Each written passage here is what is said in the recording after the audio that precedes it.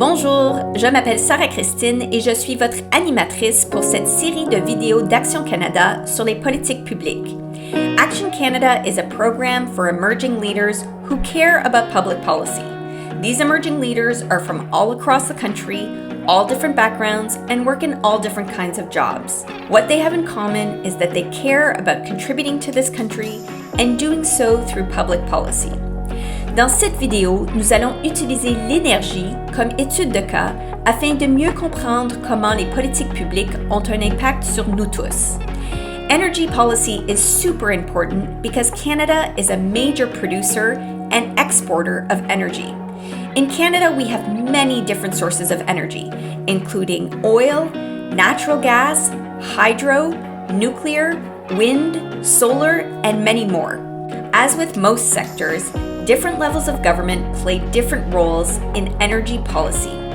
The federal government oversees energy issues that cross borders, like pipelines and electricity that move between provinces, or energy that is exported to other countries.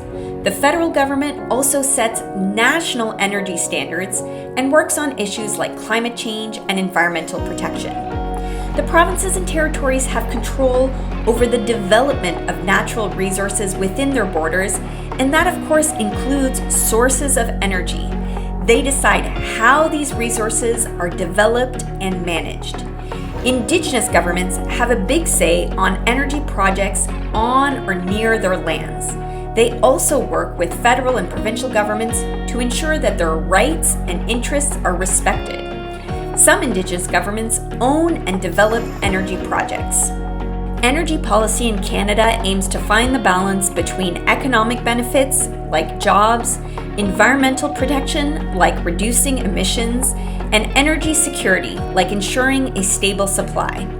Maintenant, des fellows d'Action Canada qui travaillent dans le secteur énergétique vont expliquer pourquoi l'énergie est importante, comment l'énergie est encadrée par les politiques publiques et comment leur travail a été touché par les politiques énergétiques.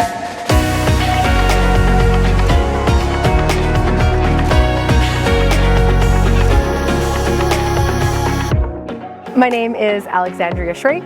I work with First Nations to build energy projects with an equity component. My name is Cole Nitschka, and I'm an engineer for utility. My name's Kay Johnson, and I work at Flair Airlines as Senior Legal Counsel.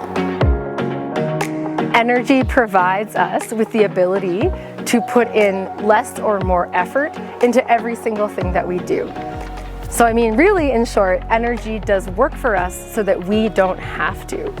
And how that work is created matters. It matters in how sustainable it was. It matters in who benefited from how that energy got to us.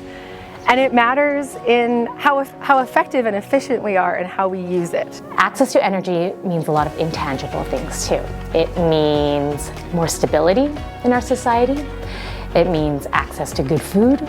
It means healthier lives, it means longer lives, it means better literacy rates in your community. So energy to me is quality of life, and having access to energy means a better quality of life.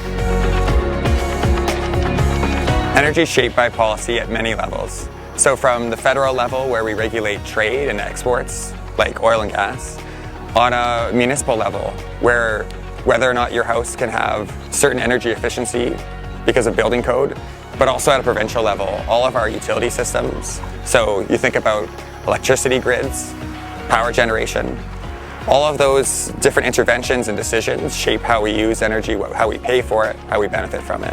When we think of policy and energy, policy is the container. So that really tells us what shape the energy will take when we use it, how it's used, and how it's moved. And policy also drives environmental impacts. It drives who benefits. Governments and policies have a huge role in shaping energy, what is produced, what is supplied, and what we use.